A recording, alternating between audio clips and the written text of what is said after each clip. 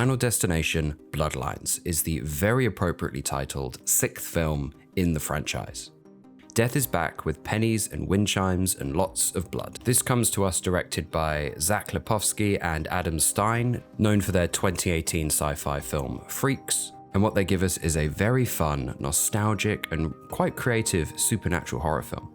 Now, you don't have to have seen the previous 5 installments, but if you have, there's plenty of references and throwbacks that will entice fans, but really this operates as its own film that has ties to the franchise. It's faithful to the lore, the formula is here, but it has a lot of fun with it, and I think it's a pretty good jumping off point if this is your first entry. And yes, that nostalgia feel comes from not just the film's opening sequence or the references to previous entries, but in its format. It's got that early 2000s horror vibe, which is rare these days, with perhaps the Smile films being the only other ones that come to mind. But where the Smile films take themselves very seriously, this film wants to make you laugh just as much as it wants to make you squirm. The previous 5 films are not fresh in my memory, but I can confidently say this has some of the most outlandish and elaborate set pieces in the franchise, and I think there's a lot to enjoy here. So our story begins, true to the formula, with a premonition. Now, if you're not familiar with these films, the premise is a character witnesses a horrifying event unfold in the form of a premonition that kills pretty much everyone,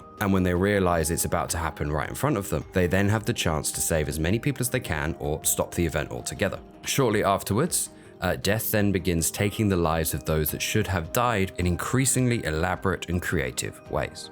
Now, there are some rules. If you kill someone, you will get their remaining lifespan, and death will skip you in the order of deaths. But the only other way out is if you die, even just temporarily. Now, you can be brought back here, and death will skip you. Come to think of it, a very similar plotline was explored in last year's Smile 2. So that's the base premise.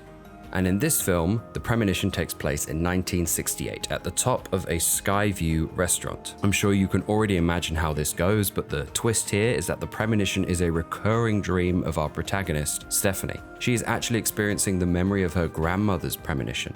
And this starts the investigation, where the central idea is that death is eliminating the descendants of everyone who should have died in that tower in 1968. Starting with the positives, this film is filled with paranoia. I forget just how much this franchise gets you searching every inch of the screen for a clue of how the next death will unravel. It's predictably unpredictable. It's tense, but it's packed with gory surprises that I think are perhaps the best in the franchise.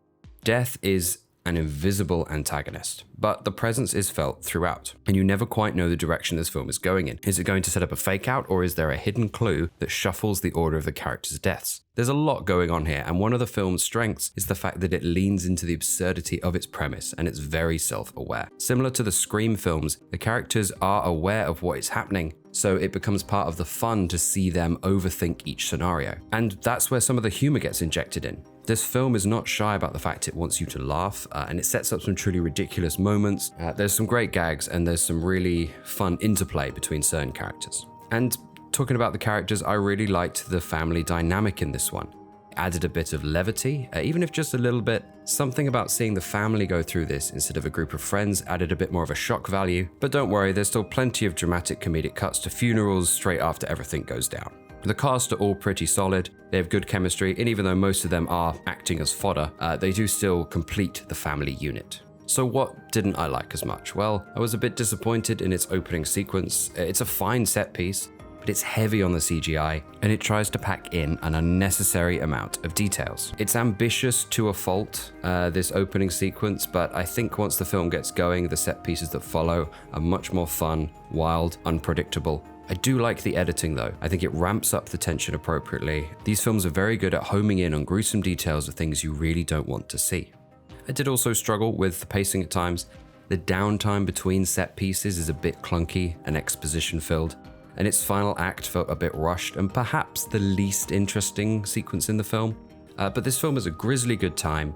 It's horrifying in all the right ways and turns the absurdity up to 11. But it's a fresh and invigorating take on the franchise formula. I'm feeling a high 7 out of 10 on this one.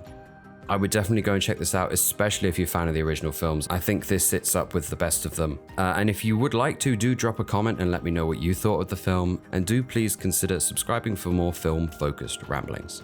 But that's all from me. So all that's left to do is to thank you very much for watching.